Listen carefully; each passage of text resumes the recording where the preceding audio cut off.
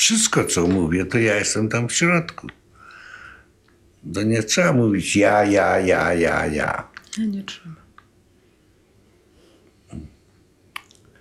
Więc ta akcja była wielka akcja. Dziennie 6-10 tysięcy osób. To na początku 6, potem 10 tysięcy do wagonów. I tam był, no, na tym Umschlagplacu, to na stawkach to wywozili tych ludzi. Ten tłum szedł do wagonów. Przecież są znane te opisy tam. Pielęgniarki jak złapano i to wszystko.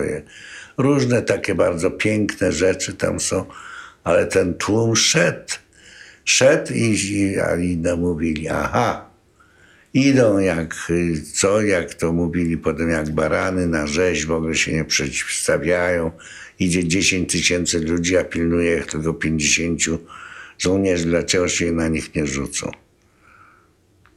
A ja się pytam, jak wychodziło z Warszawy 500 000 ludzi i prowadziło ich o wiele mniej Niemców, to nikt się na nikogo nie rzucił. Wszyscy poszli grzecznie do obozu w Pruszkowie i tam ich dalej, nie wiem, różnie i tak segregowali. Tak? Więc to nie jest tak. Tam, gdzie zresztą do ostatniej chwili jest jakaś wiara, że może coś się zdarzy, że będziesz żył. Tam było brutalnie na tym Umschlagplacu. Tam strasznie bili, tam strzelali. Jak człowiek jest, tam gwałcili ci Niemcy. Ja nie wiem, czy to mówi się, że to byli Ukraińcy, ale tam byli Estończycy, tam były różne formacje.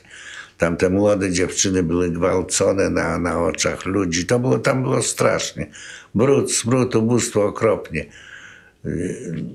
I w tym wszystkim ten szpital, gdzie leżą jeszcze chorzy, gdzie leżą dzieci obok. To w ogóle okropnie, to sobie trudno wyobrazić.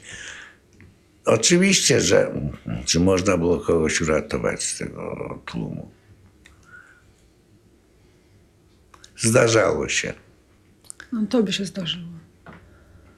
Zdarzało się, jak się czasem...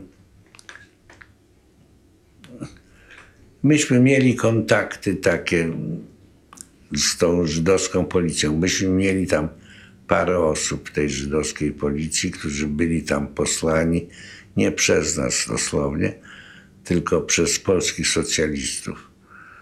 Marian Merenholz, Mietek Dąb, jeszcze taki Paweł Herc i tak dalej. Oni byli w tej policji żydowskiej. Wprawdzie nie służyli na Umschlagplacu, bo na Umschlagplacu służyło takich 2 bandziorów, którzy w ogóle z nimi nie można było rozmawiać. Za pieniądze może kogoś by puszczali, bo oni zamykali, tam Niemcy nie stali. Jak Niemcy wpędzili ten tłum i zamknęli bramę, to się nie interesowali, co się dzieje dalej, bo czekali tylko, żeby pociąg przyjechał i jakby się jakaś truchawka, to strzelali do tych ludzi. Ale oni byli przy tej bramie i można było przez jakieś boczne drzwi kogoś wyprowadzić.